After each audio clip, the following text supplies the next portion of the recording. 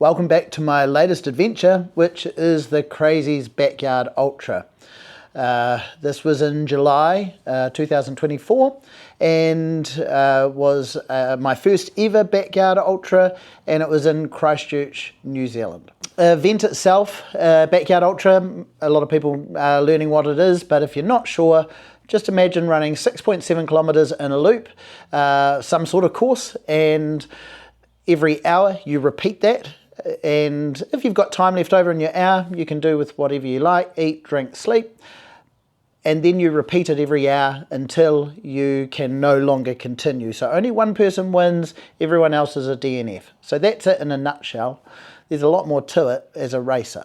So the decision for me to do a Backyard Ultra, this being my first one, was spontaneous, which is the way I like things. I basically contacted my coach, Sam Harvey, and just said, hey, should I do this Backyard Ultra? We were targeting other events, which were still in the plan, and he said, yep, there's never a bad time to do a Backyard Ultra.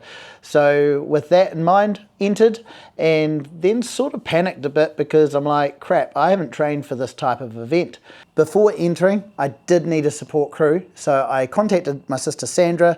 She works with the Black Caps and has done a lot of match management and that sort of thing, so I thought that might be a good option, and she was hesitant to start with, but I got her to watch Dead Cow Gully, which is a really great example of a crazy backyard in Australia. If you haven't watched it, look it up on YouTube.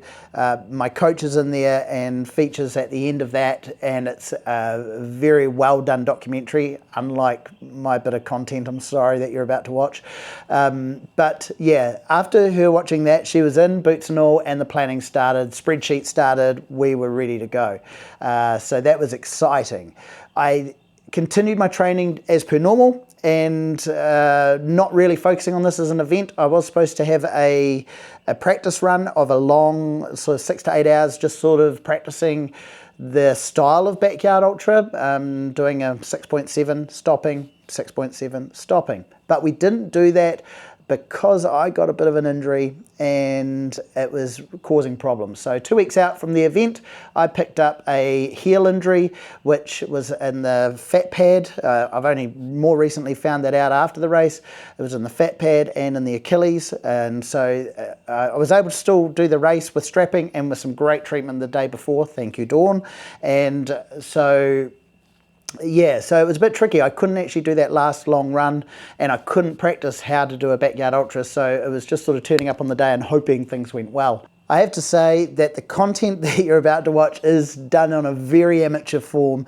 I apologise for that. I'm still learning how to produce content, and if honestly I thought, right, I'm going to take my camera with me and it would just all organically happen, and it doesn't. So I learned a lot about how to get ready and plan for those things, and if it wasn't for my sisters Sandra and Brenda and my support crew and my friend Carl that turned up on the day taking images, there really wouldn't be much to show you. Yeah, so thank you to them, and yeah, let's continue on with what happened. So the day before the race, it was time to pack up all my gear, racing supplies, and tons of other stuff that you just don't even realise you need, and we're off in the car. I dropped Fern off to the doggy sitters, and she absolutely loves it there with her girlfriend Daisy, and thank you Josh and Sarah for looking after my wee rat bag. I know she loves it every time, so that's awesome. Then it was time to leave Greymouth and head over the beautiful Southern Alps off to Christchurch, and I just love this drive in winter on a beautiful day. Snowy Alps, fantastic, roads were great. I picked up my sister Sandra and we went straight to the event site, and we set up our gazebo, or the shell of it. The next day it was looking a lot more polished, but we actually left it empty overnight, but the next day it looked a lot like this. And then checked out the rest of the venue along with the start corral, which you can see in front of the picture there. So the gazebo's now set up, and we're back to my niece's place where my sister is as well, and she generously gave me her room, and which is amazing. I managed to get some sleep that night. We did have a party going on in the house that night celebrating Matariki, which was a wonderful day that our family celebrated, which was really cool. And as a new holiday for us, it was the first time we'd really got together to do it. So really special evening. But my mind was a bit elsewhere because I had a race the next morning with a 5 a.m. wake up call. Managed to get all my stuff ready and sorted, had a great night's sleep, and now let's see what happens. Well, good morning. Good morning. Both of us. We're in a very dark car in a very dark neighbourhood in a very dark city, about to go to the Backyard Ultra. The car is packed. You can't see it because guess what? It's dark. So we're packed up. We're absolutely chocker. There's no room anywhere. We've packed for, I don't know, about 10 years. So we'll see how this goes, and we'll see you at the start line and hopefully some daylight for the next video. Yay! A lot of other people also decided to be early that morning, and we nearly missed the race briefing because there was a massive pile-up of about 200 cars, all unable to get into their parks for a little bit, but we did get there in the end. I headed off to the race briefing while Sandra kept unpacking the car and setting up our gazebo site. Alright, come on, let's get over here. We're missing about 200 people. 200 people need to come in the next 30 seconds for the race briefing. Come on over.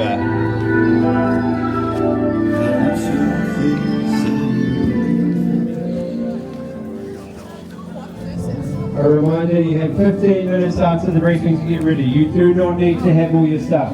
In fact, the quicker you come now, the more you maximise your time to get ready after the briefing. So come on over, come as you are. Even if you're not quite dressed, just get over here. Briefing done. It's time to get my race number on. Staying warm is really difficult. It's nearly 0 degrees. I think it was 2 degrees that morning, which is not bad considering some of the winter days in Christchurch. I have got a lot of layers on and just trying to stay warm until the start of the race, which I think was maybe 20 minutes away. The last thing is to make sure I've got all my gear and a headlamp ready to go. About to get underway. Who's feeling nervous? Come on. All right now, if you're with us running, you've got to start.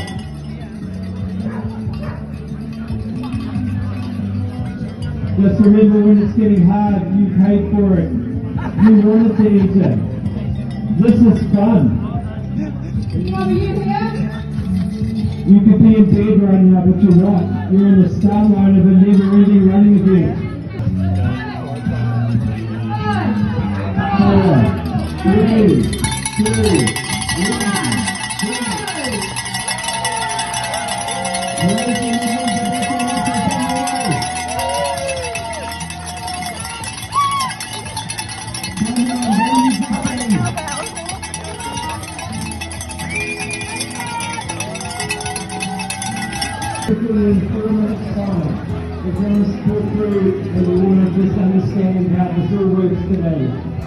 Yeah, lap 1 done.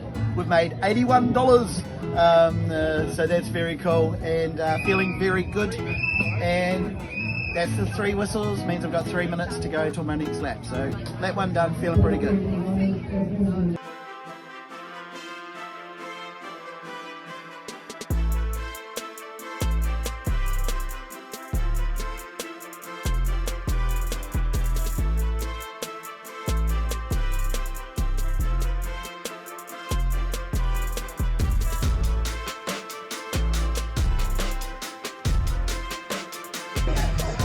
Some people electing to walk in the chute, some people running their way right over the line and keeping on running to the tent.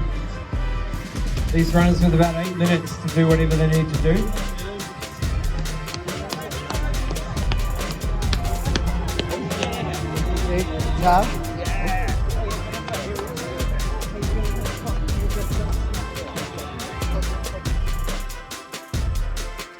Each lap or loop, or known as a yard in backyard terminology, I'd finished them in around 48 to 52 minutes, which gave me enough time to either change gear, get food in, hydration. Sandra would always have the pre-mixed nutrition ready for the next round. I would have a drink there that I'd have to get finished each round as well. About every sort of 5 hours there was hot food to make sure I was eating enough and getting some food in to stay warm, some hot food. I had medications to take for my ankle. There was a lot to do. There was never really a boring time where you come in and wait and wonder when wait for the next lap to start. There was always stuff to be done. I sometimes felt quite rushed actually, trying to get everything done that I'd want to get done, especially when there was problems with the toes and getting changed and things. It didn't really give me a lot of time. We had a board out the front as well for the Nobby fundraiser, which was ticking along nicely every hour. It was accumulating more funds. With a signed shirt from the team that competed at the 2022 Cricket World Cup as a prize to one of the contributors to the Nobby fundraiser. And then we're back out on course again. The day times was actually a beautiful day. Weather was great. I couldn't have really asked more for a midwinter backyard ultra. They've had years where it's been terrible. I can't imagine how much harder that would make that. So the daytime loops just kept ticking over one by one, in and out, and now it's hard to even remember much about them.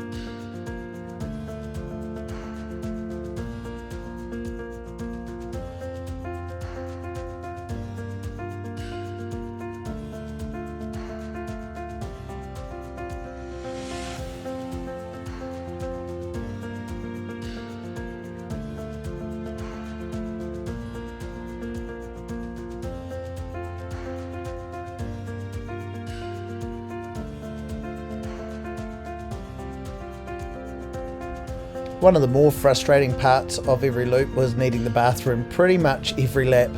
I was drinking a lot of fluid because I was on paracetamol and anti-inflammatories for the ankle, and I didn't want to get any kidney problems, so I was drinking a heck of a lot of fluid.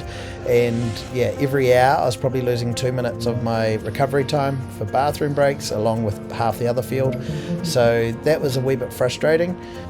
Then we were into the nighttime loops. Headlamps were mandatory, and the temperature definitely dropped. As soon as the sun dropped, the temperature dropped, so mostly everyone was into their nighttime gear. And this is pretty much for me where the race started to get difficult. At this stage we were, let's say, 5:30, 6 o'clock, so we're about 10, 11 hours in, and just with the extra darkness, the cold, the temperature dropping, even with the warm layers on, it starts getting pretty lonely out there. The field gets smaller, and here I am heading back in for another transition on my nighttime loop. I'll let you know where you're going now at 144. Okay. Well done, gentlemen. Well done, Vaughan. I've eaten most of the lollies. I didn't get them all finished, but I got the other bar. I do finish these again. 3? Yeah. I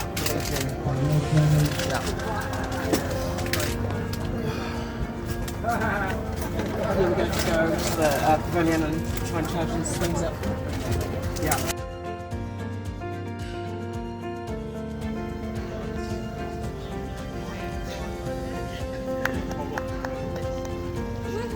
Well done, Vaughan. Good job! 10, 9, 8, 7, 6, 5, 4, 3, 2, 1, move!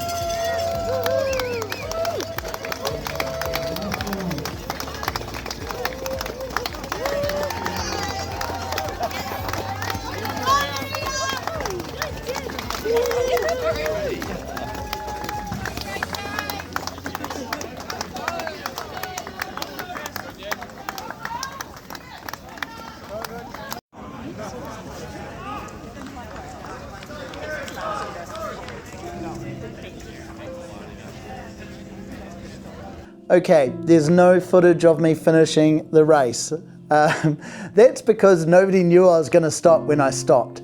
I didn't even really fully know I was going to until I started lap 20, hour 20. I'd just finished the 19th hour. I was in trouble. I'd mentioned that to my team, and I was just having huge problems with my quads. They started burning at about 4 hours into the race, and I think the stop-start nature of the race plus the slow-moving pace of 250 people going through a pine forest on narrow trails really burnt the quads out quickly, and I did 15 hours or so on those quads and they weren't improving. Maybe I could have tried some other things. I'm not 100% sure what else I could have done. I think I probably tried to ignore it too much, and I did a wee bit of treatment, but not a lot, to be honest. When I started the 20th hour, I still planned on running, and then as I tried to take off, I literally couldn't get the legs to run. I was sort of hobbling out of the corral, and everyone else was sort of off running, and I got about 100 meters along. Then I just went, look, I'm not going to be able to make it in time. Sort of went, right, it's too hard, I'm done, and I turned back and went back to the start, which is, yeah, that's where you say, hey, I'm finished, and you're out of the race. Finished in around 34th if you count the positions, but I'm a DNF with 249 other people. My regret with this is I wish I'd just gone another 5-10 minutes into the loop, and wee bit tricky because it is 2:30 in the morning and it's 0 degrees. I didn't want to get cold out there. I get that. All those little excuses you can make. 30-something other people out there weren't making those excuses. They were continuing. And I guess everyone's got their time where they do struggle. I wish I had just gone a bit further and explored pushing past that. So that's my lesson from that aspect, and I will be hoping that if I can do this again next year, that I can push past that. The next images you're about to see are of me after the race. They put you in front of the screen with all the numbers, and you get your picture with you did not finish. So pretty gutting moment. I wish I could say I was super happy. I was disappointed. I'm competitive, and yeah, I'm pretty happy. It was 127 kilometers and 19 hours of adventure, and I met tons of cool people and I had a great time, and so I can't really be upset, but at the time I'm pretty disappointed and seriously tired.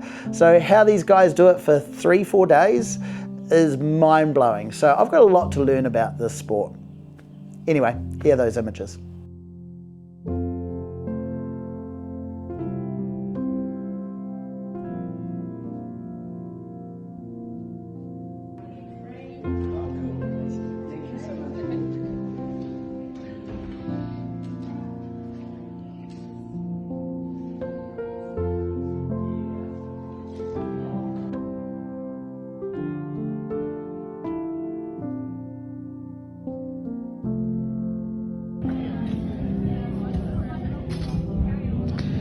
We're back here at 1 PM the next day after the race, and my job and Brenda's job is to de-rig our marquee, and this is what home was last night for 19 hours.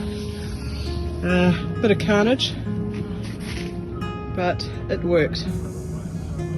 So, and this is the final board. So you did very well. Actually, the funds race isn't quite accurate. We might be above that, so we'll put an update on at some point. But this has been home. Now it's time to go home. Oh, and every competitor got a core fly, which is beautiful. That is a great idea. All right, de-rig time.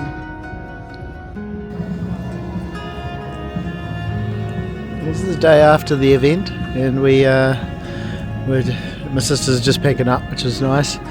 This is the first and the last bit of the course where the flags are, and yeah, you basically, it's an out and back but sort of a loopy course, and come back in this way. The runners will be through in about 15 odd minutes and come through here, come through the finishing chute. over there. You can see at the moment they're up to, on the clock over there, they're up to 29 and a half hours, which is crazy, and there's 16 of them left, which is amazing. And they all finish down through here, and then they go off to their little tents either to the side, and their team work on them, get them ready for the next loop. So still a wee way to go, I think. Well, how did I think that race went? Well, I learned a lot. It wasn't an easy race. It's really hard because you don't finish, I think, ever. The course was really cool. I really liked the course. It's hard, obviously, on the feet and on trails, especially when there's 250 people. Really hard to find your positioning and your feet and stuff. But they got smaller as it went on, especially after the 100 Ks. A lot of people dropped out then, so that was good to have a bit more space to run around and not fighting in the corral, the sort of starting area for the next lap. Your positioning in there is reasonably important to getting a good start. My feet are hammered, blisters and nails coming off and stuff, so they're not great, but that's just superficial shit. I've got a lot of strength training to do. I've got weight to lose as well. That would definitely make life easier.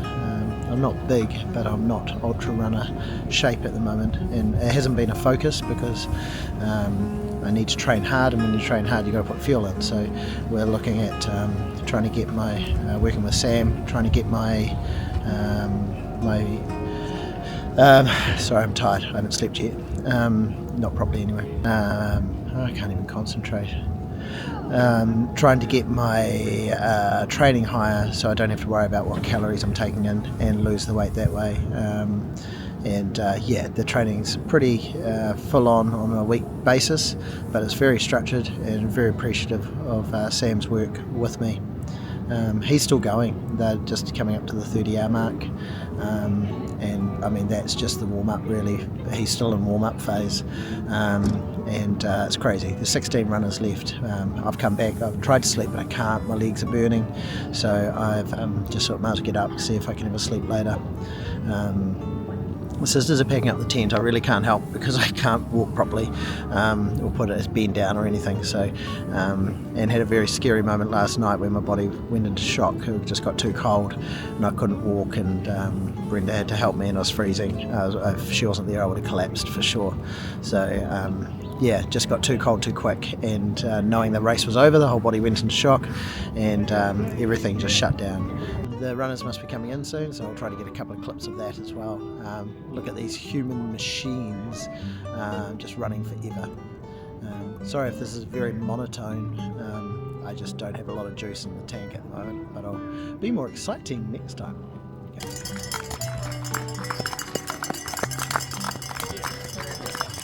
Awesome, Sam. Good job, mate.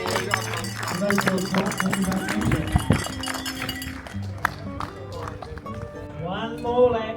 13, 12, 11, 10, 9, 8, 7, 6, 5, 4, 3, 2, 1. Go, mate. Good job.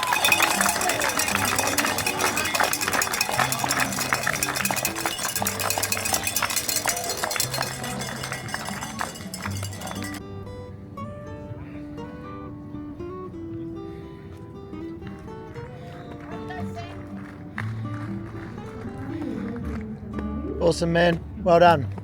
Good job. Very, mate. Very. Thank you very much. So in that last image, you saw Sam Harvey. He's my coach, and he's just won this event for the last 3 years now.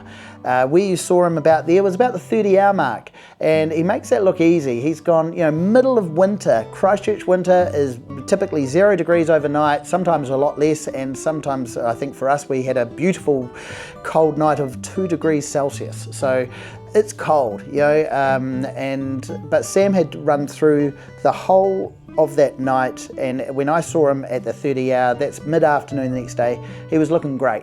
Thank you, Sam. You set the example very high, and as a student, I'm looking forward to also getting there as well.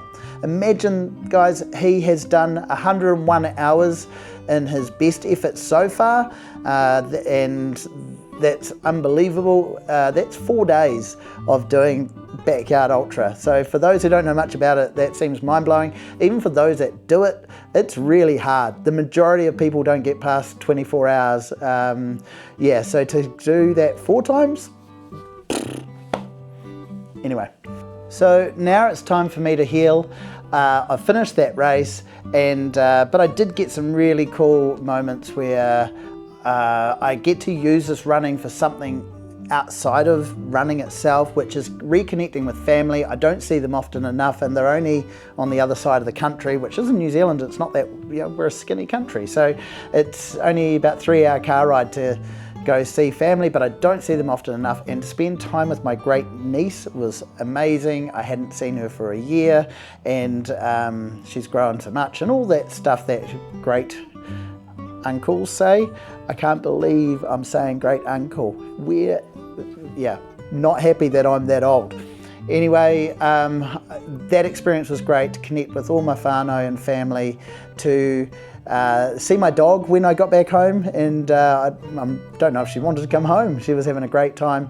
So hopefully if you saw some value out of this content, and you could see that possibly I'm going to get better at it, please do the like, subscribe thing. It would really help. I like the idea of possibly more people seeing it and can relate to the everyday person being out there trying to do their best at something, and that's my goal, and I hope that some of you want to come along on that journey too. Thank you. Bye.